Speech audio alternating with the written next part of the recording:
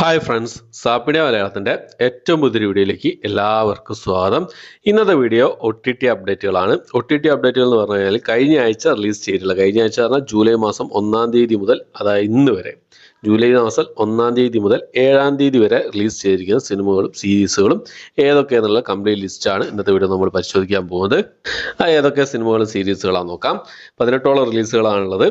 അതിൽ ഒന്നാമത്തത് ജോരുക ഹുഷാരുക എന്നൊരു തെലുങ്ക് റൊമാൻറ്റിക് ഡ്രാമ വിഭാഗത്തിൽപ്പെടുന്ന സിനിമയാണ്. തെലുങ്ക് ഭാഷ കൂടാതെ തമിഴ്, മലയാളം, കന്നഡ ഭാഷകളിലായിട്ട് ആമസോൺ പ്രൈമിലാണ് ഈ ഒരു സിനിമ റിലീസ് ചെയ്തിട്ടുള്ളത്. അടുത്തൊരു സൈക്കോളജിക്കൽ ത്രില്ലർ ഡ്രാമ വിഭാഗത്തിൽപ്പെടുന്ന തെലുങ്ക് മൂവിയാണ്. ആരംഭം എന്നാണ് സിനിമയുടെ പേര് വരുന്നത്. തെലുങ്ക് ഭാഷയിൽ ആമസോൺ പ്രൈമിൽ ഈ ഒരു സിനിമ ഇപ്പോൾ മുതൽ അവൈലബിൾ ആണ്. അടുത്തൊരു മിസ്റ്ററി ത്രില്ലർ വിഭാഗത്തിൽപ്പെടുന്നത് ഫ്രഞ്ച് മൂവിയാണ്. വിഷൻസ് എന്നാണ് സിനിമയുടെ പേര് വരുന്നത്. ഫ്രഞ്ച് ഭാഷ കൂടാതെ തമിഴ്, തെലുങ്ക്, ഹിന്ദി ഭാഷകളായിട്ട് ബുക്ക് മൈ ഷോസ് വഴിയാണ് റിലീസ് ചെയ്തിട്ടുള്ളത്. അടുത്തൊരു ഹൊറർ ത്രില്ലർ വിഭാഗത്തിൽപ്പെടുന്ന ഒരു ഇംഗ്ലീഷ് മൂവിയാണ്. ദ സീഡിംഗ് എന്നാണ് സിനിമയുടെ പേര് വരുന്നത്. തമിഴ്, തെലുങ്ക്, ഹിന്ദി, ഇംഗ്ലീഷ് ഭാഷകളായിട്ട് ബുക്ക് മൈ ഷോസ് വഴിയാണ് ഈ സിനിമ റിലീസ് ചെയ്തിട്ടുള്ളത്.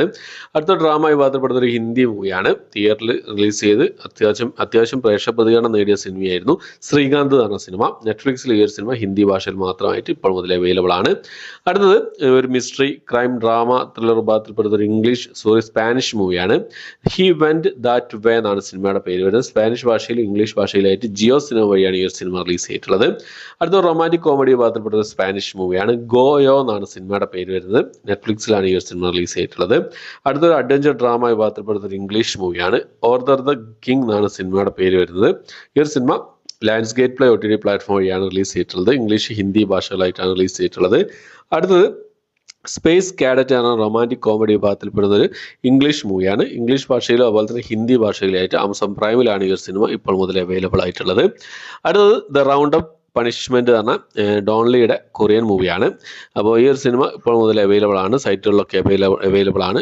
കൊറിയൻ ഭാഷയിൽ മാത്രമേ അവൈലബിൾ ആയിട്ടുള്ളൂ. ടീംഗോട്ട് ഈ സിനിമയുടെ മലയാളം സബ് ടൈറ്റിൽ ഓൾറെഡി ചെയ്തിട്ടുണ്ട്.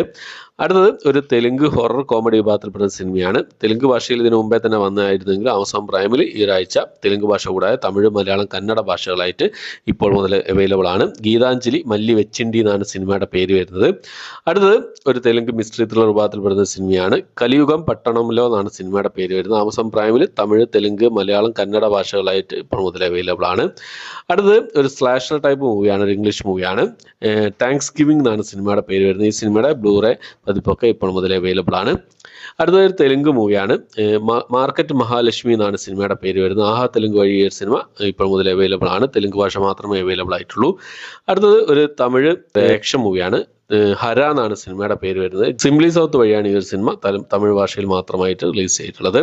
അടുത്തത് സൂര്യ, ഉണ്ണിമുകുന്ദൻ, ശശികുമാർ എന്നിവർക്ക് പ്രധാന വേഷം കൈകാച്ച ഒരു ഡ്രാമ ആക്ഷൻ ത്രില്ലർ വിഭാഗത്തിൽപ്പെടുന്ന സിനിമയായിരുന്നു ഗരുഡൻ എന്ന് പറഞ്ഞ cinema. Simply south, Amazon prime എന്നീ OTT പ്ലാറ്റ്ഫോമിലാണ് ഈ ഒരു സിനിമ റിലീസ് ചെയ്തിട്ടുള്ളത്.